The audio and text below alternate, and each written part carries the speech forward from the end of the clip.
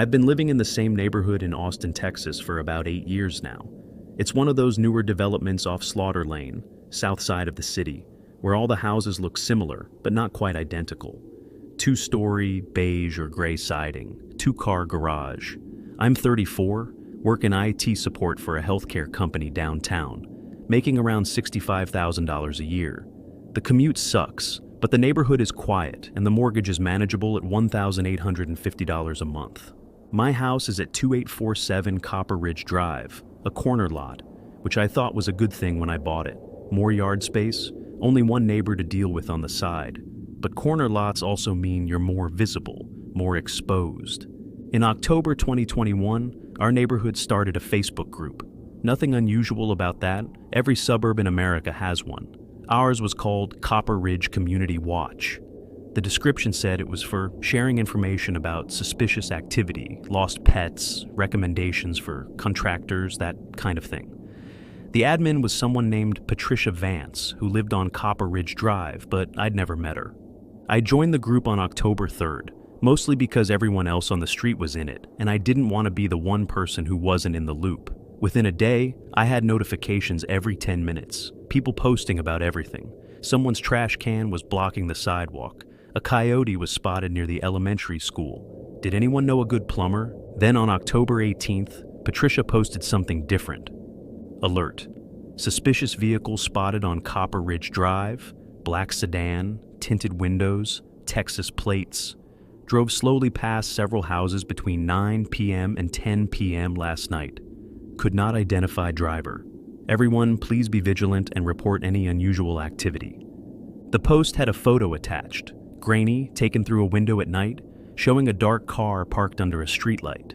You couldn't see much detail, just the shape of the vehicle. People started commenting immediately. I saw that car too. Was it looking for a specific house? Should we call the police? Thanks for keeping watch, Patricia. I didn't think much of it at first. Cars drive through neighborhoods all the time. Maybe someone was looking for an address. Maybe it was a rideshare driver who got lost. Not everything is sinister. But Patricia posted again the next night. October 19th, 11:47 p.m. Alert. Same suspicious vehicle seen again tonight. Parked outside 2847 Copper Ridge Drive for approximately 15 minutes. No one exited the vehicle. Appears to be conducting surveillance. Residents of 2847, please be aware. 2847 Copper Ridge Drive.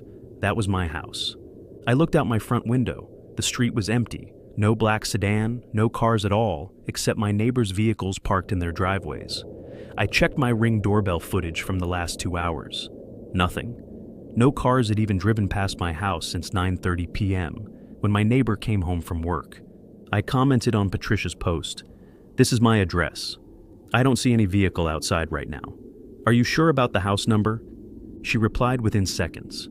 Confirmed. 2847. The vehicle left approximately 5 minutes ago when I approached with my flashlight. Other people in the group started tagging me, asking if I was okay, telling me to call the police, sharing their own stories about break-ins and package thieves. My phone wouldn't stop buzzing with notifications. I turned off notifications for the group and tried to go to sleep. But I kept thinking about it. Someone was supposedly watching my house, and I had no idea who or why. The next morning, I decided to figure out who Patricia Vance was. I'd lived on Copper Ridge Drive for 8 years and never met her. The street only had about 30 houses total. You'd think I'd have run into her at some point. I walked up and down the street during my lunch break, working from home that day. I looked at mailboxes, address numbers on houses. There was no Patricia Vance listed anywhere that I could see. I checked the neighborhood directory posted at the entrance to our development. No Vance family. That night, October 20th, Patricia posted again. Alert. Vehicle returned. Currently parked outside 2847. Driver remains inside vehicle. Has been there for 20 minutes. This is escalating. Calling non-emergency police line. I ran to my window. No car, nothing, empty street. I checked my Ring doorbell. No motion detected in the last hour. I commented again. There's no car outside my house. Where are you seeing this from? No response from Patricia, but other group members were freaking out. Stay safe. Lock your doors. Do you have a gun? I called the Austin Police Department non-emergency line myself. Explained the situation. The dispatcher sounded bored. Has anyone actually approached your house or threatened you? No, but someone keeps posting that there's a suspicious car outside my house, and there isn't. Sounds like maybe someone's got the wrong address or is confused. If you see something suspicious yourself, call us back. That wasn't helpful. On October 21st, I sent a direct message to Patricia Vance through Facebook. Hi Patricia, I'm the resident of 2847 Copper Ridge. Can we talk about these posts? I'm not seeing what you're seeing, and I'm concerned there's been a mistake. She read the message immediately. I could see the red notification, but didn't respond. That night at 10:33 p.m., she posted again. Alert. Subject has exited vehicle and is approaching 2847. Appears to be carrying something. Cannot identify what. Taking photos for evidence. I was sitting on my couch watching Netflix when the notification came through. I jumped up and looked outside. Nothing. No person, no car, no movement at all. I grabbed my phone and went outside, standing in my driveway. The streetlight illuminated everything clearly. Empty. Quiet. Just the sound of cicadas and a dog barking a few houses down. I took a video, panning around to show the empty street, and posted it to the group. Taken just now, 10:35 p.m. There is no one outside my house. Please stop posting false information about my address. Within minutes, my post was deleted. Not by me, by Patricia, the group admin. And then I was removed from the group entirely. I tried to rejoin and got a message. You have been blocked from Copper Ridge Community Watch. I texted my neighbor across the street, Karen, who I'd exchanged numbers with a few years back. Hey, are you in the neighborhood Facebook group? Can you see what's being posted? She replied, Yeah, I'm in it. Why? Can you send me a screenshot of the recent posts? A minute later, she sent me a screenshot. Patricia's most recent post was still up, the one about someone approaching my house. And below it, several comments from neighbors saying things like, "This is so scary," and "Poor guy at 2847, hope he's okay." Someone else had commented, "I just drove past 2847. Didn't see anyone outside, but all the lights in the house are off. Hope he's safe inside. All the lights in my house were on. I was standing outside in my driveway. My porch light was on, my living room lights were on, my bedroom light upstairs was on." Karen called me. "Are you okay?" Patricia's posts are freaking everyone out. "Karen, I need you to look outside right now. Look at my house." I heard her moving, heard a door open. "Okay, I'm looking." "What do you see?" "Your house. Lights are on. Your car is in the driveway. Everything looks normal." "Okay, good. That's what I thought. Now can you check what the Facebook group is saying?" She was quiet for a moment. "Patricia just posted again. She's saying all your lights are off and there's no car in your driveway." My skin went cold. "But you're literally looking at my house right now. You can see that's not true." "I know," she said, and her voice was shaky. "I don't understand what's happening." I asked her to send me screenshots of every post Patricia had made. Over the next 10 minutes, Karen sent me 15 screenshots. Each one showed Patricia posting increasingly alarming updates. The black sedan had returned. Someone was trying my front door. Someone was breaking a window. She'd called the police, and they were on their way. But nothing was happening. I was standing outside my house. Everything was fine. "Karen, do me a favor. Can you look up Patricia Vance, try to figure out which house she lives in?" "I don't think she lives here," Karen said. "I've never seen her at any neighborhood events. Come to think of it, I've never actually seen her at all." I went back inside and did a deeper search. I looked up property records for Copper Ridge Drive through the Travis County Appraisal District website. Every house on the street was listed with owner names. There was no Patricia Vance. There was no Vance at all. I searched for Patricia Vance in Austin, Texas on social media. The Facebook profile that ran the group had no personal information, no profile picture, just a generic gray silhouette. No other posts besides the community watch group. No friends list, no photos. The account had been created on October 1st, 2021, 2 weeks ago. I messaged Karen and asked her to check when Patricia had joined the group. "According to the group info, she created it," Karen replied. "October 3rd. That's when I joined? That's when everyone joined?" On October 22nd, I woke up to my phone buzzing constantly. Text messages, phone calls, emails. I check my messages. My boss, "Hey, saw something on Facebook about your house. Everything okay?" My brother in Dallas, "Dude, someone posted in a local crime group that there was an incident at your address last night. Are you safe?" A former coworker, "Just saw a post going around about a home invasion on Copper Ridge Drive. That's your street, right?" I opened Facebook. I couldn't see the Copper Ridge Community Watch group anymore since I'd been blocked, but people were sharing Patricia's posts publicly. They'd gone viral in local Austin groups. The most recent post, timestamped at 3:47 a.m., read, "Tragic update. Police arrived at 2847 Copper Ridge Drive at approximately 2:15 a.m. No survivors found. Investigation ongoing. Please keep this family in your thoughts and prayers." No survivors found. She was saying I was dead. I called 911, an actual emergency this time. I explained that someone was posting false information online, claiming I'd been killed in my home. The dispatcher confirmed my address, confirmed I was alive and speaking to her, and said she'd send an officer to take a report. 2 cops showed up 20 minutes later.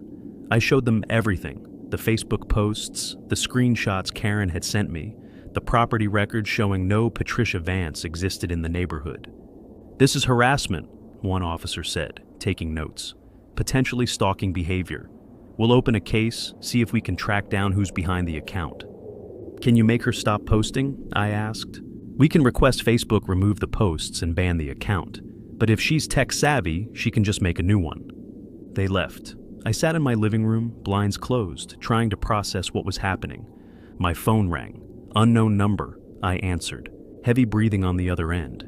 Then a voice, female, middle-aged, whispered, "You shouldn't have blocked me from watching you." The line went dead. I reported it to the police. They traced the number, burner phone, no longer in service. For the next week, I barely slept. I installed more cameras, bought motion sensor lights, kept a baseball bat next to my bed. The Facebook posts eventually got taken down after multiple reports, and the Copper Ridge Community Watch group was deleted entirely. But I know she's still out there, whoever Patricia Vance really is. Because sometimes, late at night, I check the Ring doorbell footage from my front porch. And in some of the clips, in the background just beyond the camera's clear view, you can see a figure standing under the streetlight, too far away to make out details, just standing there, watching. And when I go outside to look, there's never anyone there.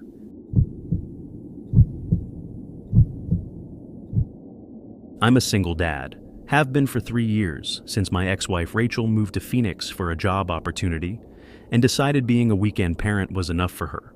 I'm not bitter about it anymore. It was hard at first, but my daughter Lily and I have figured out our routine. I'm 38, work as a project manager for a construction company in Nashville, Tennessee, pulling in about $78,000 a year. Between child support going out and daycare costs coming in, money's tight, but we make it work. Lily was 6 years old in October 2022, first grade at Glendale Elementary. She'd been talking about Halloween since September, planning her costume, making lists of houses in our neighborhood that gave out the best candy. She wanted to be a witch, not a scary witch, but a pretty witch with a purple dress and a sparkly hat. I'm not crafty, so I bought the costume on Amazon for $29.99 and hoped it would be close enough to what she'd imagined. When it arrived on October 20th and she tried it on, she squealed with excitement. Good enough for me. The only thing missing was a trick-or-treat bag. She'd used a plastic pumpkin bucket the previous year, but this year she wanted something fancy, like a real bag that witches carry. On October 28th, 3 days before Halloween, I took her to a local thrift store on Charlotte Pike called Second Chances. It's one of those cluttered places that smells like old books and mothballs, crammed with racks of used clothing, shelves of donated dishes, bins of toys missing pieces. We'd gone there before to find cheap winter coats and books for her school reading program. Lily went straight to the Halloween section, a table in the back with leftover decorations, costumes that didn't sell elsewhere, and random holiday items. She dug through a basket of trick-or-treat bags while I stood nearby checking work emails on my phone. "Daddy, look at this one!" She held up a bag excitedly. It was a black fabric tote bag with a drawstring top, about the size of a reusable grocery bag. The fabric had purple stars and moons embroidered on it, and a white crescent moon on the front. It looked handmade, well crafted, definitely not a mass-produced Halloween item. "That's perfect," I said. "How much is it?" The price tag said $3. I checked the bag for stains or tears, making sure it was clean. Everything looked fine. We bought it along with a Halloween coloring book and headed home. Lily carried that bag everywhere for the next 3 days. She practiced holding it different ways, filled it with her stuffed animals to test the capacity, showed it to her friends at school. On Halloween night, she was so excited she could barely eat dinner. Our neighborhood in East Nashville is great for trick-or-treating. Lots of families, well-lit streets, people who go all out with decorations.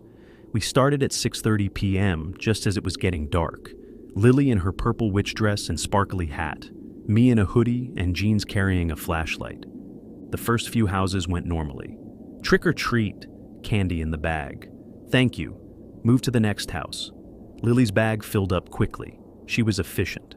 Speed walking between houses to maximize candy collection. By 7:15 p.m., we'd hit about 15 houses, and her bag was maybe a quarter full.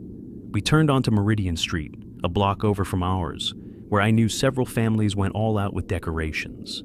Lily walked up to a house with a big inflatable Frankenstein on the lawn. An older woman answered, dropped 2 pieces of candy in Lily's bag, and complimented her costume. Normal. We walked to the next house. Lily reached into her bag to see how much candy she had. "Daddy, where did all my candy go?" I looked. The bag was nearly empty, just 3 or 4 pieces rattling at the bottom. "Did it fall out?" I checked the ground around us. No candy. "I don't know," Lily said, her voice small. She looked like she might cry. "It's okay, honey. Maybe there's a hole in the bag. We'll just keep going and get more candy. You'll still have plenty." We hit the next house. Lily got a full-size Snickers bar, which she was thrilled about. 2 houses later, she got a handful of Tootsie Rolls. At the next house, the homeowner dumped a bunch of candy corn packets into her bag. "Check how much you have now," I said. She opened the bag and looked inside. "It's almost empty again." I looked. She was right. The bag that should have been half full was nearly empty. Maybe 6 pieces of candy total. "That doesn't make sense," I said.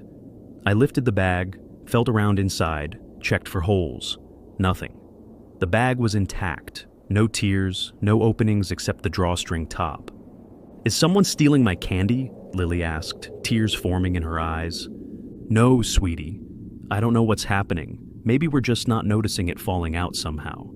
But I'd been watching her the whole time. I'd been walking right next to her. Nothing had fallen out. We kept trick-or-treating, but I was unsettled. Every few houses, I'd check her bag. Each time, it would be nearly empty no matter how much candy we just collected. After an hour, we'd hit maybe 40 houses. Her bag should have been full, overflowing, heavy with candy. Instead, it had maybe a dozen pieces. "Daddy, this isn't fun anymore," Lily said quietly. "My bag has a curse." "Bags don't have curses, honey." "Then where is all my candy going?" I didn't have an answer. We went home around 8 p.m. I dumped out her bag on the kitchen table. 13 pieces of candy. That was it. An hour and a half of trick-or-treating, and she had 13 pieces. I felt terrible. Halloween is supposed to be fun, magical. This was disappointing and weird. "I'm sorry, Lily Bean," I said. "Tomorrow I'll go to the store and buy you a bunch of candy, okay? Way more than you would have gotten tonight."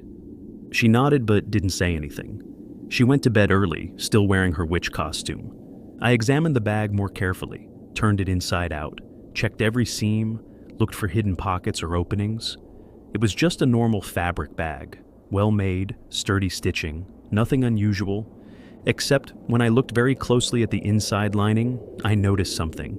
Very faint, written in what looked like permanent marker, was a name, Emma Calloway, 2019. The previous owner, I assumed, someone who donated the bag to the thrift store. I Googled Emma Calloway Nashville. Several results came up, but one caught my attention. A news article from November 1st, 2019. Local girl, 7, dies after Halloween night allergic reaction. I clicked on it, my stomach sinking. Emma Calloway, 7, of East Nashville, died Wednesday night after suffering a severe allergic reaction to peanuts. According to her mother, Susan Calloway, Emma had been trick-or-treating on Halloween night and consumed a candy bar containing peanuts despite checking the ingredients. Emma had a documented peanut allergy and carried an EpiPen, but the reaction was severe and rapid. She was pronounced dead at Vanderbilt University Medical Center at 10:47 p.m. The article included a photo, a little girl with brown hair and a bright smile, wearing a witch costume, purple dress, sparkly hat, the same costume Lily had. I checked the article's date again, November 1st, 2019. 3 years ago. I looked at the bag on my kitchen table, the name written inside, Emma Calloway, 2019. This was Emma's trick-or-treat bag. I didn't sleep that night. I kept thinking about the candy disappearing from Lily's bag. Where had it gone, and why? The next morning, I told Lily we were donating the bag back to the thrift store. She didn't argue. She'd already decided the bag was unlucky and didn't want to use it anymore. But before I donated it, I needed to understand what had happened. I contacted the thrift store and asked if they kept records of donations. They didn't. I tried to find Susan Calloway, Emma's mother, through social media and public records. Found a Facebook profile, but couldn't bring myself to message a grieving mother with questions about her dead daughter's Halloween bag. Instead, I went back to the neighborhood where we'd trick-or-treated, walked the same route we'd taken on Halloween night. When I got to Meridian Street, I started looking carefully at the ground, the bushes, the yards. And I found candy.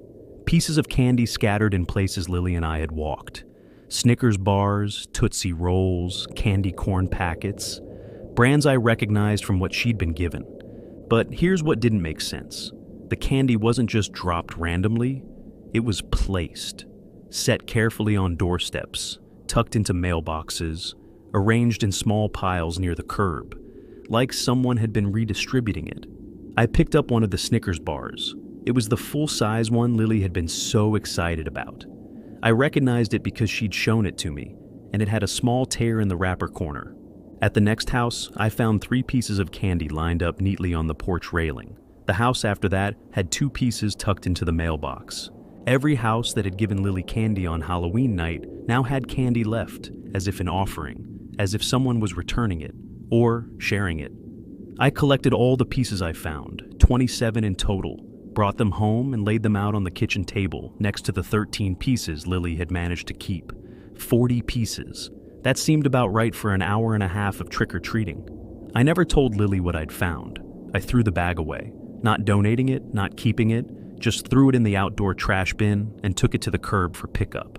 But sometimes I wonder about Emma Calloway, about a little girl who loved Halloween, who wore a purple witch dress and sparkly hat, who died because of candy she collected in that bag.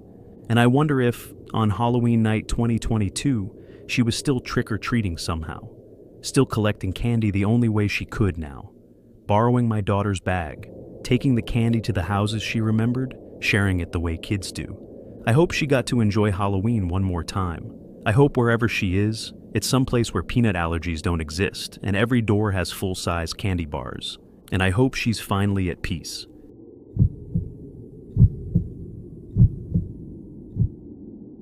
I bought my first house in September 2020. I was 29, working remotely as a software developer for a company based in San Francisco, while living in Pittsburgh, Pennsylvania, pulling in about $95,000 a year. The pandemic had made remote work permanent for my company, and Pittsburgh real estate was cheap compared to where I'd grown up in New Jersey. The house I found was in Lawrenceville, a neighborhood on the northeast side of the city that had gentrified over the past decade. My house was a narrow 2-story row house on 51st Street, built in the 1920s, with original hardwood floors and tall ceilings. It needed work.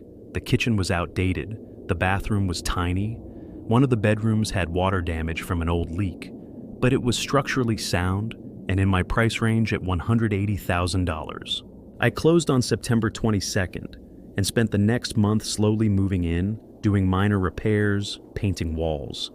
By late October, I was mostly settled, still unpacking boxes but living there full-time. On October 26th, I decided to check out some estate sales in the area. I needed furniture. My living room was empty except for a couch and TV stand, and estate sales are great for finding cheap vintage pieces. I found one on Dearborn Street, about a 10-minute walk from my house. The home belonged to someone named Constance Wheeler, who died at age 84. Her family was selling everything: furniture, dishes, books, clothing. The house was packed with people browsing through decades of accumulated possessions. In the upstairs hallway, I found a mirror. It was large, maybe 4 feet tall and 3 feet wide, in an ornate wooden frame with carved details. Dark wood, possibly walnut, with an antique look but in good condition. The price tag said $65. I'd been looking for a full-length mirror for my bedroom, and this was perfect. Heavy, well-made, exactly the style I liked. I carried it downstairs and paid. The woman running the estate sale, probably one of Constance's daughters, looked at the mirror and hesitated. "Are you sure you want that one?" "Yeah, why? Is something wrong with it?" "No, it's fine. It's just been in the family a long time. Hate to see it go, I guess." She seemed sad, but estate sales are like that. You're selling your dead parents' belongings to strangers. Everything's emotional. I took the mirror home, carried it up to my bedroom, and leaned it against the wall. I'd hang it properly later, once I found the right hardware and made sure I was drilling into a stud. That night, October 26th, I got ready for bed around 11 p.m., brushed my teeth, changed into pajama pants and a t-shirt, set my alarm for 7:30 a.m. As I was getting into bed, I glanced at the mirror. My reflection looked wrong. Not dramatically wrong, but off somehow. The angle maybe, or the lighting. I walked closer to examine it. In the reflection, my bedroom looked the same. Bed, nightstand, window with curtains closed. But the details were slightly different. The curtains in the reflection were open, showing darkness outside. In reality, they were closed. I checked. The curtains were closed. I looked back at the mirror. In the reflection, they were open. "That's weird," I muttered. I opened the curtains, looked at the mirror again. Now the reflection showed them closed. I closed the curtains. Reflection showed them open. Whatever. Mirrors can be weird with angles and reflections. I was tired, probably just seeing things. I got into bed and went to sleep. I woke up at 3:17 a.m. to the sound of my bedroom door opening. I sat up fast, heart pounding. The door was closed. I'd locked it before going to sleep. Force of habit from living alone in a new house. I got out of bed and checked the door, still locked from the inside. No one could have opened it. I was about to get back into bed when I saw the mirror. In the reflection, my bedroom door was wide open, but in reality, it was closed. I stared at it for a long time, trying to make sense of what I was seeing. The reflection was showing me a different version of my room. Not drastically different, just small details. Door open instead of closed. Curtains in different positions. The digital clock on my nightstand showed 3:17 a.m. in reality, but in the mirror's reflection, it showed 3:22 a.m. I unplugged the clock and plugged it back in, resetting it. Looked at the mirror, still showed 3:22 a.m. I covered the mirror with a bedsheet and tried to sleep. Couldn't. Something about the mirror felt deeply wrong. The next morning, October 27th, I researched the mirror's previous owner, Constance Wheeler, found an obituary online. She'd lived in that Lawrenceville house for 58 years, widow, no children. Wait, the woman at the estate sale had acted like she was Constance's daughter, but the obituary said no children, no surviving family members at all. I called the number on the estate sale advertisement. No answer. The listing had already been removed from the website. I went back to the house on Dearborn Street. The estate sale was over, the house empty, a "for sale" sign in the yard. That night, I couldn't bring myself to go into my bedroom. The mirror was in there, covered with a sheet, but I knew it was showing something, some version of my room that didn't match reality. I slept on the couch. October 28th. I decided to get rid of the mirror. I'd put it out on the curb with a free sign. Someone else could deal with whatever was wrong with it. I went up to my bedroom, pulled the sheet off the mirror to move it downstairs, and saw something that made me drop the sheet. In the reflection, I was standing in my bedroom, but I was looking away from the mirror, facing the window. In reality, I was facing the mirror directly. The reflected version of me turned around slowly and looked at the mirror, looked at the real me. We made eye contact, me and my reflection, except my reflection was moving independently. It smiled. I wasn't smiling. I grabbed the mirror, carried it down the stairs as fast as I could, nearly dropping it twice. and took it out to the curb.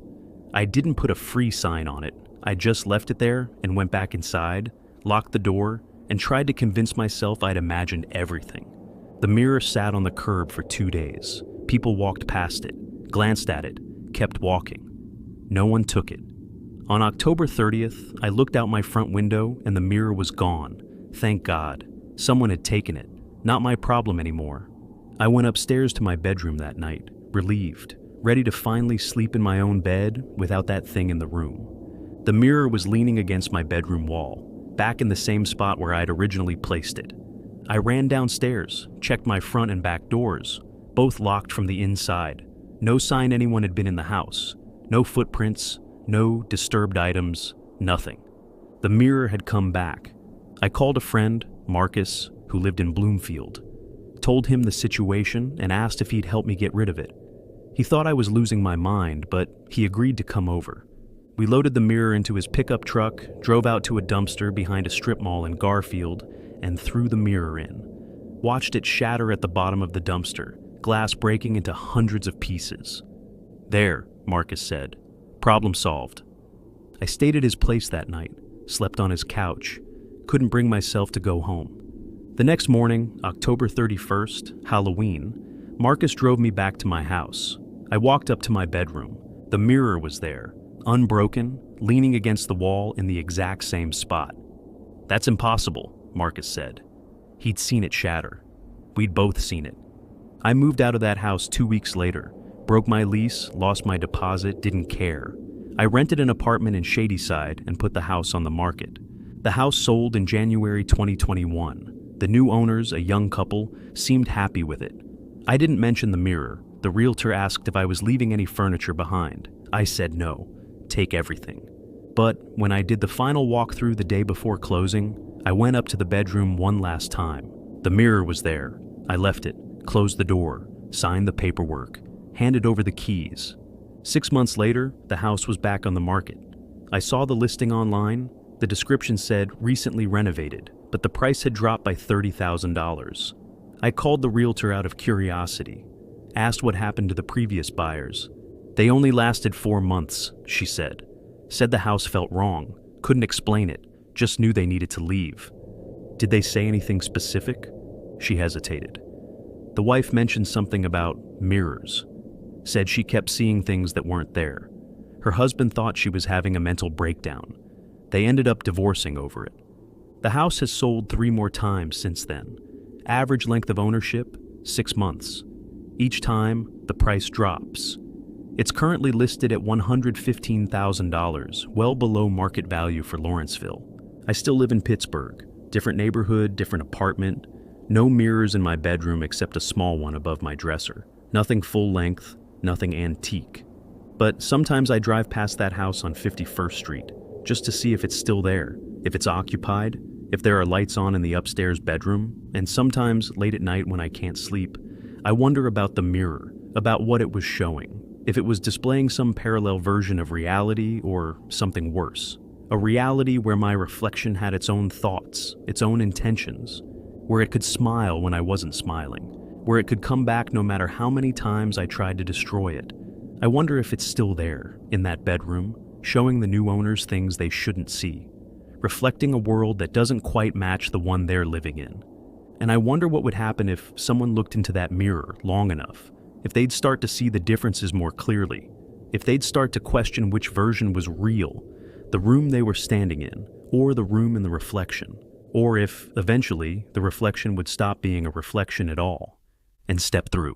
These are 3 stories from 3 different Halloweens, 3 different experiences with things that operate by rules we don't understand. I don't know what Patricia Vance was, or why Emma's bag redistributed candy to empty houses, or what that mirror was reflecting. What I do know is that Halloween isn't always about fun scares and costume parties. Sometimes it's about realizing that the normal, everyday objects around us, a Facebook group,